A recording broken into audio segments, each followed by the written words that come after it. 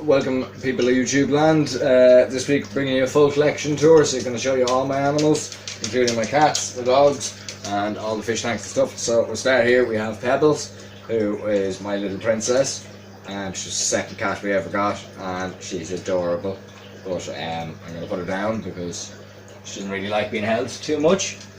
But over here, annoying the hamster, we have, this is Graham, we have Spike, and we have Stevie, and we have another one, Bella, who is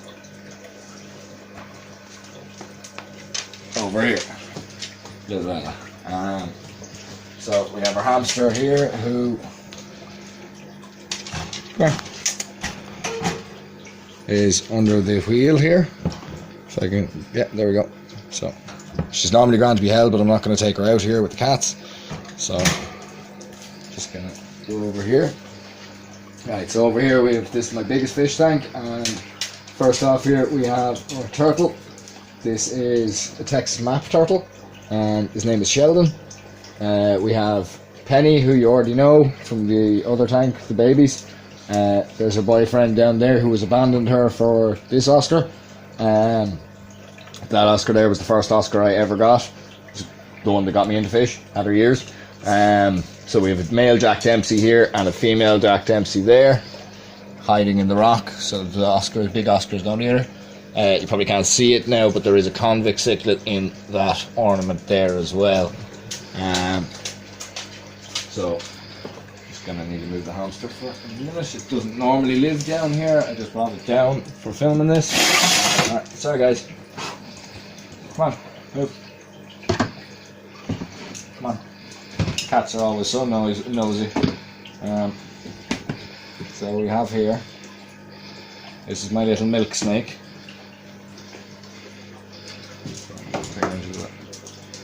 So her name is Peaches.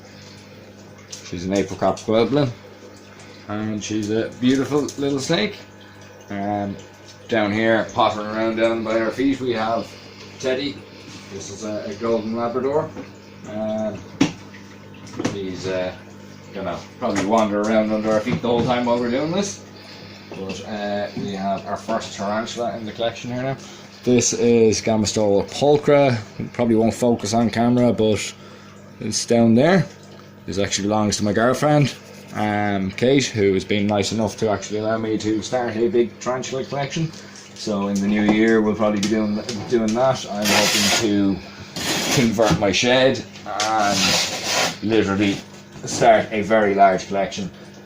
So here next we have my Hapalopa species Columbia, which is the pumpkin patch tarantula, who you won't actually be able to see because it's in primo for the moment, but that's its enclosure there. I'll try and overlay a picture of it.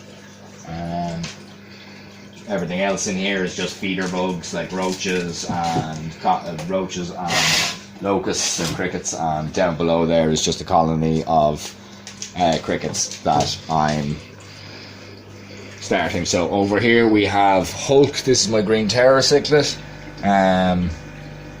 He's great personality on him, but he's very aggressive when you put him in a tank with any other fish. That's why he has a tank to himself over here. You see him absolutely gorgeous. The orange on his fins are absolutely amazing. I love him. He's a great fish. So antisocial though. But down here, this is my 125 litre. And in here we have, these are supposed to be blue Acara, but they're not blue Acara, I don't think anyway. I've done my research on them and they just don't seem to be the same fish at all, but they're what I was sold them as in a pet shop, so I'll tell you that's what they are. So we have a pleco over here, we have Bob, my bubble nest catfish here, we have parrot cichlid. The orange guys are parrot cichlids, and I'm not sure where it is now at the moment, but we have, this is a little Oscar from the previous breeding batch. It's actually the runt of the litter, but it's a gorgeous little one, and it's still hiding because it's actually smaller than some of these blue Acara. We also have Corridoras down here. We have an albino one down here, and there's also one or two other ones fleeting around in there somewhere. So we have over here Then we have AJ the Bearded Dragon, who you guys seen last week fall spectacularly when I was feeding him locust. You can see him there, he's lovely. So we actually kind of rescued him. He was in a pet shop and he'd been there for months and months when he was a baby, and they weren't looking after him properly. They had no UV lights, or they weren't giving him calcium. I'm not even sure they were feeding him, to be honest. And he was very stunted, had the beginnings of metabolic bone disease, but managed to nurse him back to health. And he's doing grand now, but I don't think he's ever going to get bigger than this. We've had him for 2 years now, and he doesn't seem like he's going to get any bigger than this. The tank itself actually was made by a friend of ours, Davin, who I'll put a link for his Facebook page in the description underneath here. He custom made this enclosure. With the heat lamp down this end, he installed these lights, which are actually UV lights. He installed and wired them and custom built the enclosure. It's 4 foot long by 2 foot by 2 foot, so it's a nice big enclosure for a single bearded dragon like that. Over here then we have the baby Oscars, who you've seen before. There's actually a lot more than it looks like there is in this tank, but I had to take the parents out because the parents decided to start eating the babies.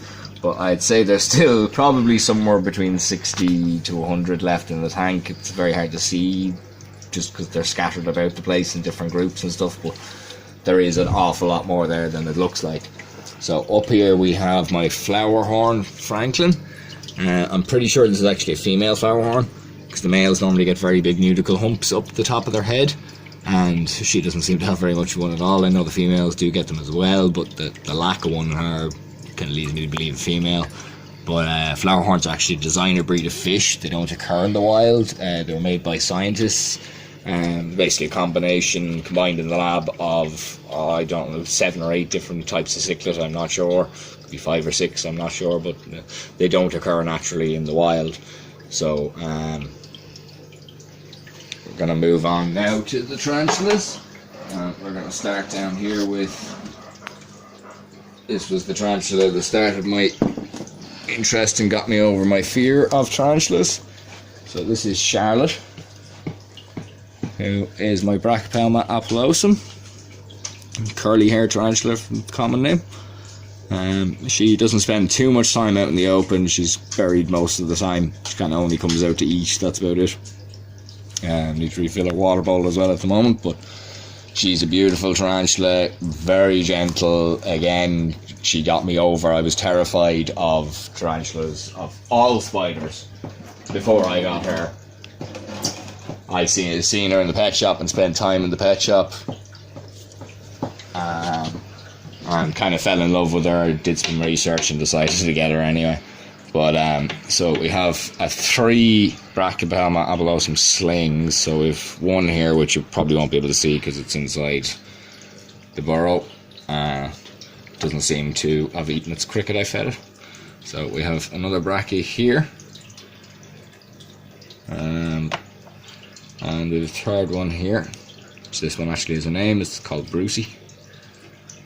If you focus up on him, he's hiding up in the corner there. Just gonna have to move these out of the way.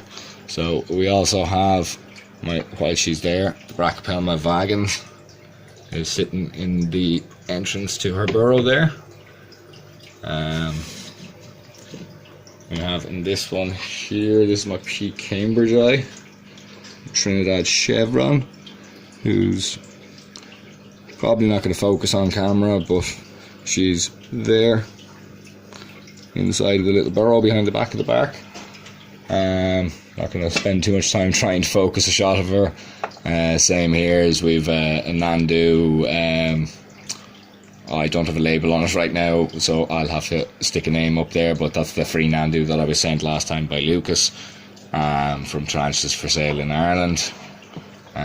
This next one here then, this is the Gamastola rosea, who has dug a nice burrow in underneath there.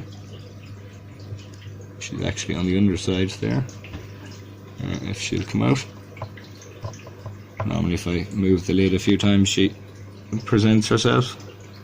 She's literally on the underside You can just see her legs there. She's literally on the underside, underneath where my finger is there, but she's another sling, so she's very small as well, so I'm not going to waste a huge amount of time trying to get video of her.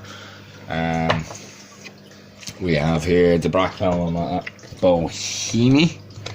This again came from Transfers for Sale in Ireland, and it's there underneath the bits of plant hiding there. That one's great. It never seems to burrow. It just likes to stay under the bits of plant, fake plant and stuff when I put them in. Here we have Carnage, who probably won't come to say hello, but you never know. Oh no, I think we might have something here. I'll move the enclosure. No, she's gone back down. No, thought she was going to come out and say hello, but last but not least, we have Bean, my Dav's Pentalorse, who we will not be able to get a shot of because she's in pre-molt at the moment, but you can see she's dug all of that up there and she's walled herself in behind it, and I expect her to flip over on her back and start molting in the next few days, hopefully. But I think that's it now. Yep, that's it. So, oh wait, no. Last but not least, we nearly forgot her. We have Coco. This is Coco. This was the very first animal that we owned together, myself and Kate. Kate already actually had her. But sorry, I heard the hamster wheel squeaking there and thought the cats were at it. Right, so I'm gonna go before the cats get a hold of the hamster, and I will chat to you guys next week. Thanks, Happy New Year, Happy Christmas, and hope you guys give a thumbs up and subscribe.